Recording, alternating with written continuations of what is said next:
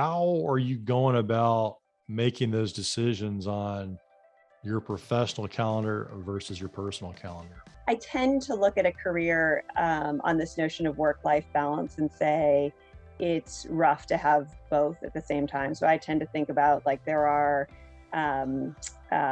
spikes for work time, there are spikes for professional time. Mhm. And I kind of look back and say, I actually, in some ways, had a lot of spikes for the personal time during COVID because, all the travel and everything fell out. And so there was more opportunity to do some of those things. And so now I think I'm in more of a spike for the work time. But at the same time, and actually I I would advise this to any woman that goes into this role. I have a coach, and one of the things that she works on with me is how are you doing on that balance? She knew it was one of the Mm. things that I was so Mhm. worried about going into this. And so she keeps me honest about she coined the term mindful mommying and made me at the beginning Mm. of stepping into this write a list of what does that mean to you, Amanda? What does it mean you want to do every week with the kids? And so I just try to hold myself accountable to those. Women are often torn between prioritizing their careers and neglecting their family life,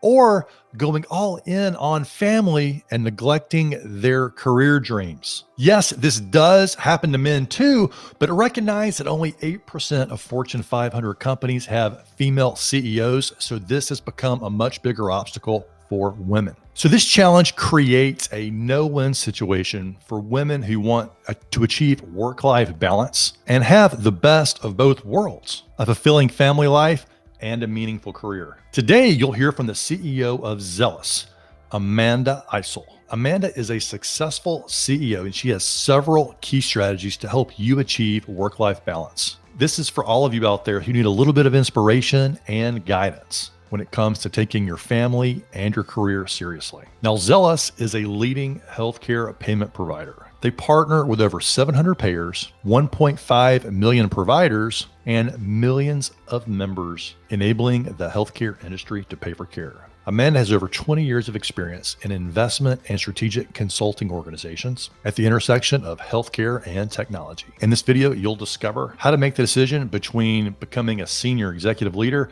and being a parent and finding the opportunities and synergies between the two, making the trade-off as mom and CEO, and finding the balance between the two. Let's get to it. And one more thing, make sure to like and subscribe below so each and every week when a new CEO session comes out, you'll get notified.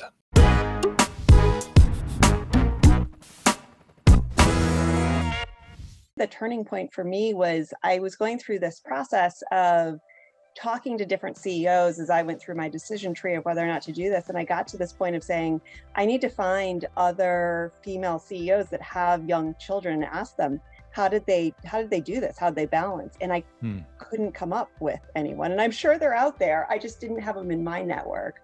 So that was the turning point for me to say, I got to do this someday in the future. So my kids are young. They're 7, 5, and 2, and I have 2 girls.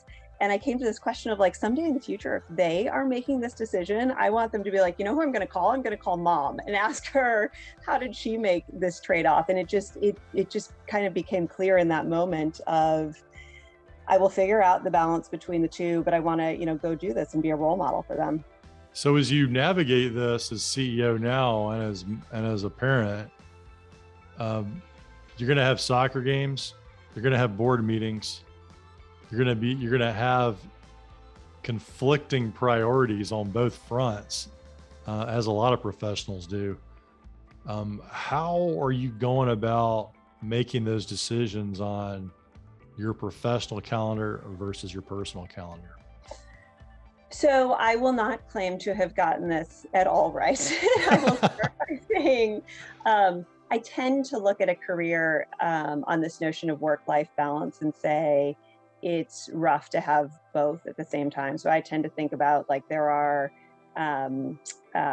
spikes for work time, there are spikes for professional time, and I kind of look back and say, I actually, in some ways, had a lot of spikes for the personal time during COVID because, all the travel and everything fell out. And so there was more opportunity to do some of those things. And so now I think I'm in more of a spike for the work time. But at the same time, and actually I I would advise this to any woman that goes into this role. I have a coach, and one of the things that she works on with me is, how are you doing on that balance? She knew it was one of the things that I was so Mm-hmm. worried about going into this. And so she keeps me honest about, she coined the term mindful mommying, and made me, at the beginning Hmm. of stepping into this, write a list of, what does that mean to you, Amanda? What does it mean you want to do every week with the kids? And so I just try to hold myself accountable to those and look back and say, how am I doing? And there are some weeks when I look and I say, I missed things that I like really, really cared about. But then it's just the commitment of like, okay, I'm going to be better with my calendar. I'm going to be better with planning around it next time. And, no silver bullet, but I think Hmm. that's the only way to balance through. So you mentioned your executive coach. How long have you been working with your executive coach? And is that something that you'd recommend for other leaders to consider? 100%. So it's funny. I worked with the woman who coaches me in the capacity of, I had her coach a bunch of the CEOs that I worked with at Bain Capital when I was there. So I've worked with her for, I don't know, 5 or 6 years. And Mhm. when I was stepping into this role, it was one of those things where I was like, oh, well, okay, but I'm bringing you with me this time. So I have Yeah. that balance. And I find one of the hard parts about this job is who's the person that I can just speak to in a completely unfiltered way, share my thoughts, have you help me pull up on me. That Mm. is so helpful. And it's something like this that, a lot of times people would say, well, gosh, you're using your CEO coach to talk about parenting. And I say, well, yeah, because that's so important to how I show up. And so having that person who can hold me accountable to what's going to enable you to show up in the best way in this job, I think is really, really important.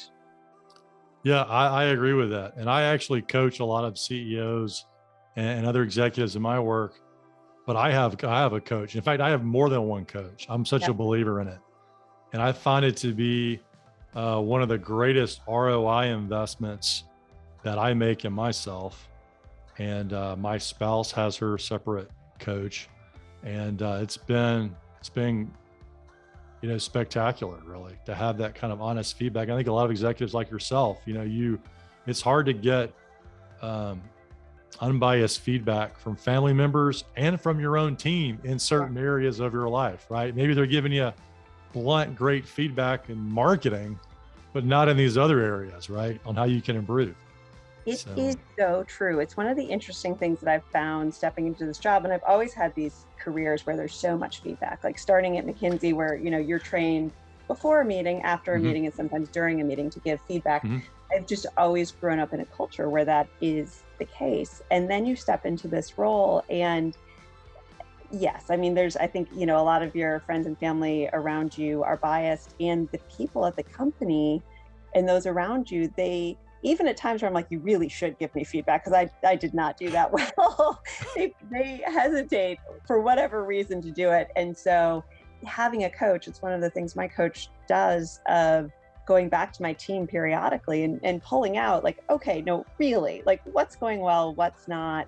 And that's just, to me, so helpful in the continuous evolution of me in the role. The other advice I would give, and this was a shift for me of, I think at some point in my career, I was really self-conscious about, being the only. And you, to some extent, I think, have to decide, I'm going to get out of my head a little bit on this one, and I'm going to look at it instead as like, I they need me in the room. If I'm not in the room, like, good luck, because any room that is just one single perspective, I mean, truly, Hmm. good luck.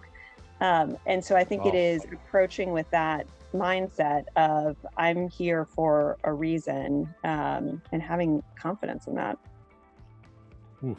Wow. What a mindset shift on that, because I think it would be so difficult to be the only woman in the room, and easy to ask, why am I the only woman in the room, and why am I even here? To now you're saying they need me in the room.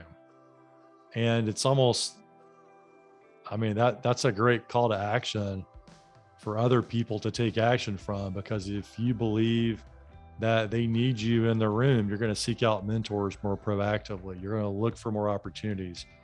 You're going to it just sounds like you're going to bring a lot more grit to the situation if you feel like there's almost, it sounds like a higher calling to be there and to represent.